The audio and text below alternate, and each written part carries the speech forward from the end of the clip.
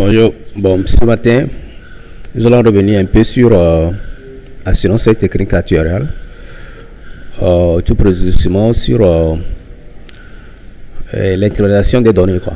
Voilà, donc on va parler un peu de Q2 avant, au début de la vidéo, on avait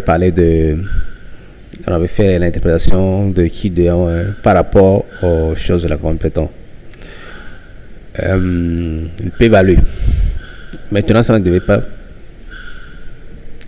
pour le p-value, mais on va le faire en fonction de la valeur calculée, quoi. Voilà, donc regardez, il y a un exemple ici. On a ici 1, 2, 3, 4 lignes et 1, 2, 3 colonnes. Voilà, donc comment faire pour voir, on va chercher les trucs là, parce que ça se fait en fonction de degré de liberté. Je vais essayer de vous montrer ça. Par exemple ici, degree of freedom, c'est-à-dire degré de liberté ici c'est 12, lorsqu'on a calculé ce qu'on avait fait la fois dernière. Et puis ici notre Q2, ici carré c'est Q2 est égal à 45,492. Ouais, voilà, donc c'est ça. Maintenant, comment on peut faire pour pouvoir trouver ce degré de liberté? Voilà, donc c'est ce qu'on va faire tout à l'heure. Et je vais vous montrer ici rapidement. Donc, ils ont pris ici d'abord, on a dit que le degré de liberté c'est combien? C'est 6.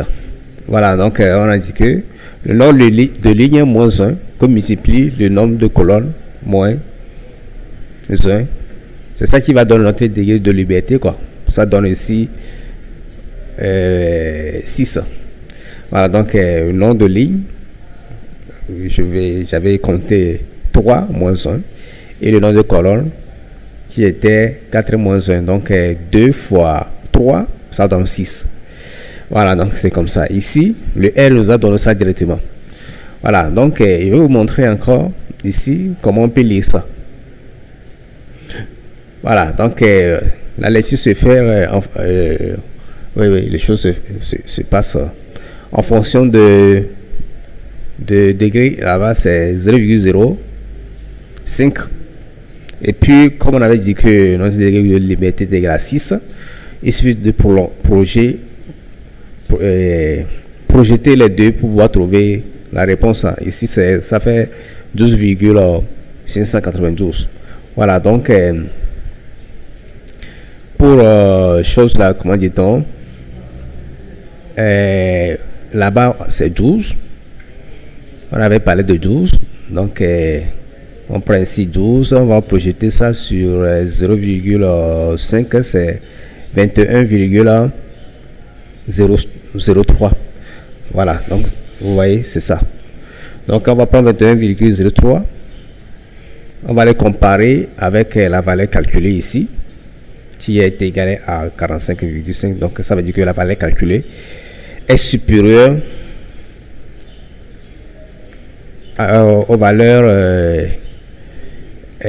lues sur le tableau, c'est-à-dire 45,492 inférieur à 21 quelque chose.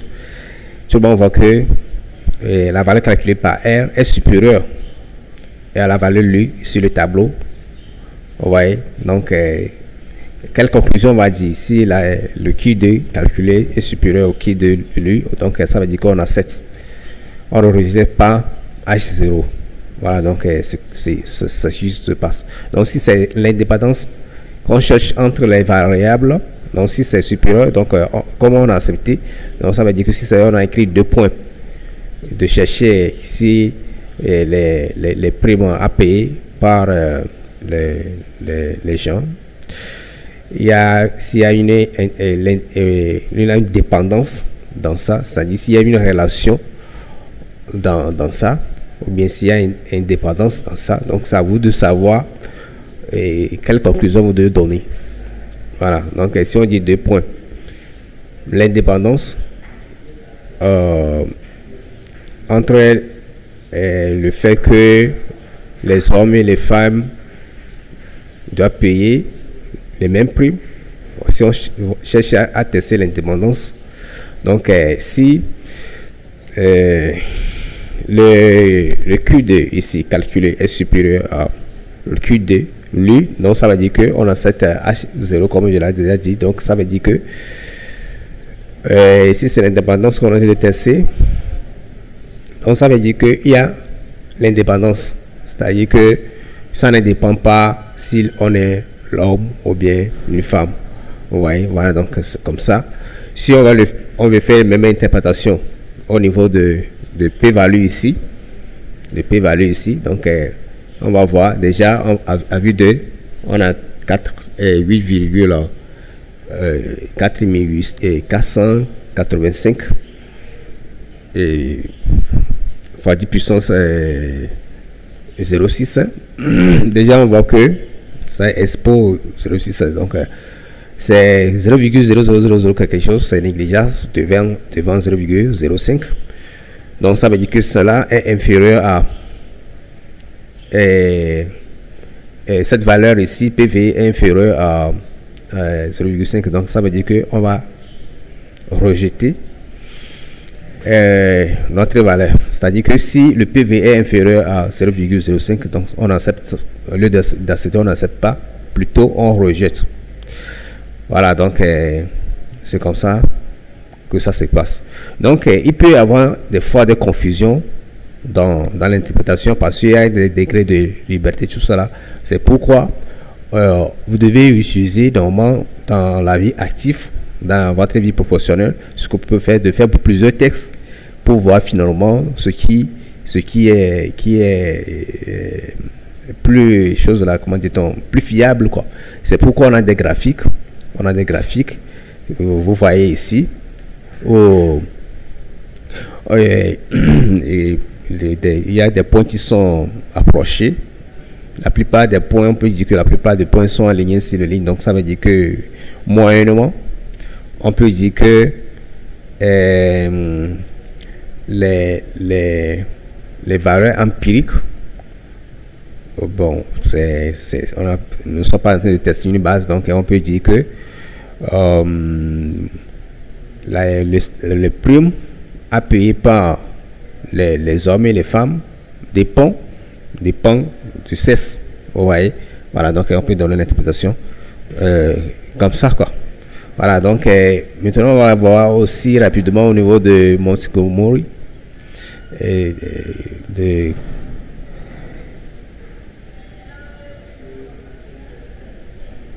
l'interprétation au niveau de la distance de Cole, Montgomery, Smirnov. On va voir ça rapidement.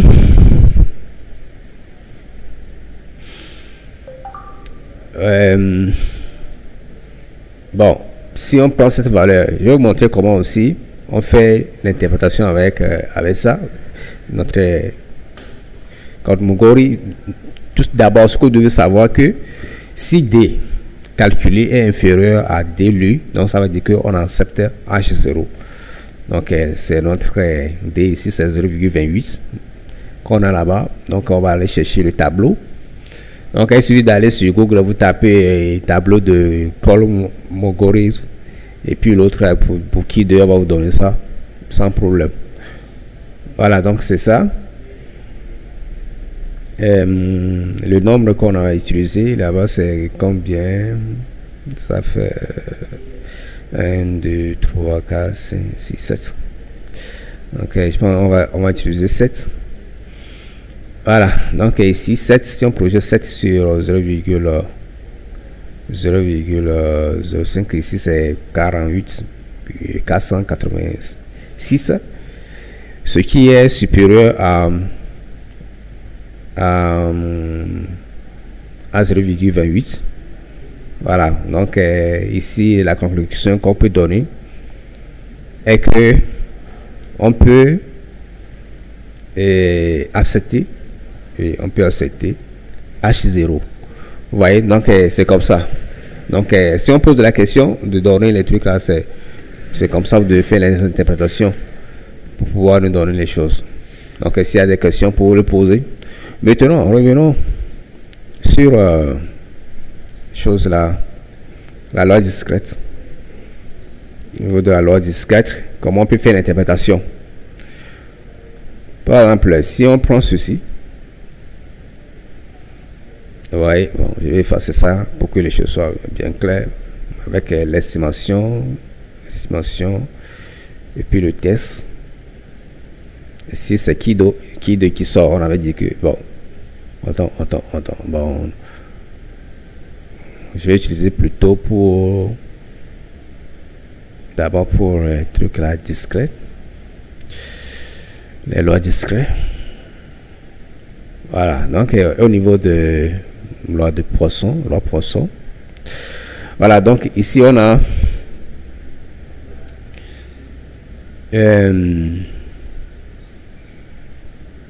c'est qui le qui 2 qui est ici, parce qu'on avait dit qu'au niveau de les lois discrètes, c'est qui 2 qu'on a là-bas. Voilà, donc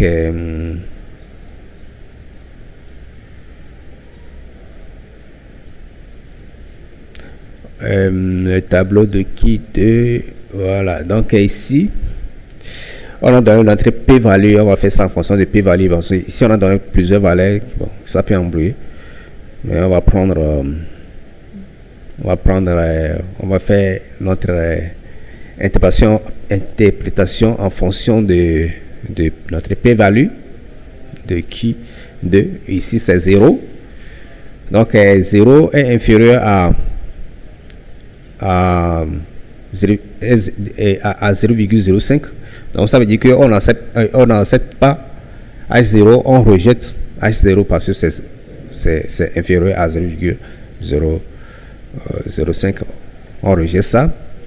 Voilà, donc c'est ça. Si on rejette, donc ici ce qu'on peut dire est que on ne peut pas, c'est-à-dire que notre base de données ici, la fréquence, notre base de données ne suit pas la loi Poisson. Ça ne suit pas la loi Poisson. Vous voyez, donc on va vérifier ça rapidement au niveau de graphique pour avoir la confirmation. Vous voyez que les choses sont passées à côté, quoi. Il y a la ligne ici, mais les choses sont passées à côté, donc ça vérifie ce qu'on vient de faire. Maintenant ici,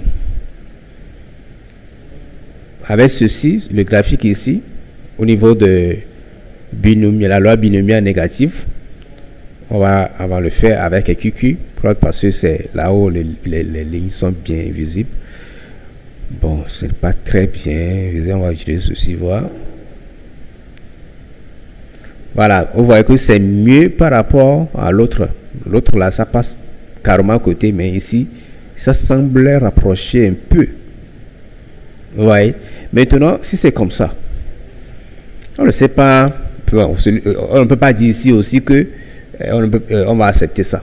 Mais entre les deux, ce qui est proche, c'est la loi de la loi binomiale négative. Voilà, donc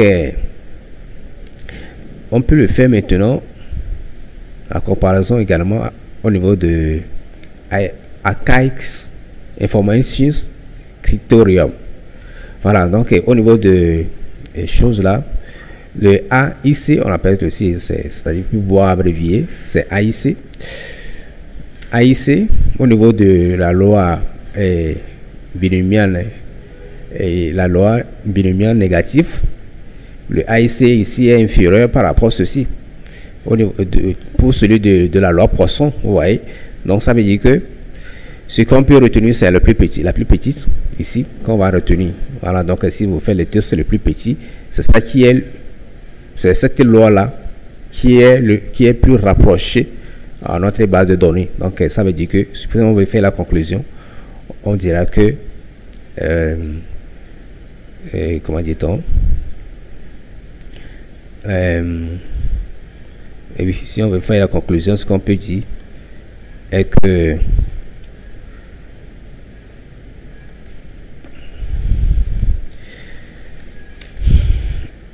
oui, étant pour moi, je suis en train de regarder quelque chose. Ouais, donc si on peut faire la conclusion, ce qu'on peut dire ici est que C'est la loi binomiale négative qui est plus rapprochée à notre base de données. Voilà, donc c'est ça. On continue. Maintenant, on va vérifier ça au niveau de graphiques aussi. Au niveau de PP Plus. Vous voyez, voilà, à ce niveau-là, vous avez que pour le lot poisson, ça passe carrément à côté. Mais pour la loi négative binomiale, ça se rapproche plus de notre droite. Donc, comme on avait dit, c'est ça qu'on va retenir. Voilà. C'est comme ça. Donc, on fait la même chose aussi au niveau on fait la même chose aussi au niveau des lois discrètes. Non, plutôt continues. Hein, les lois continues. Et avec Montgomery, c'est ça qui va sortir. Et ça dit que c'est comme Smirnov, c'est ça qui va sortir au niveau de la loi continue. Voilà, donc c'est comme ça. On fait l'interprétation. Voilà. Donc, je pense que maintenant, vous savez, si on pose la question, comment vous pouvez répondre, comment vous pouvez faire les interprétations aussi. Voilà, donc c'est comme ça.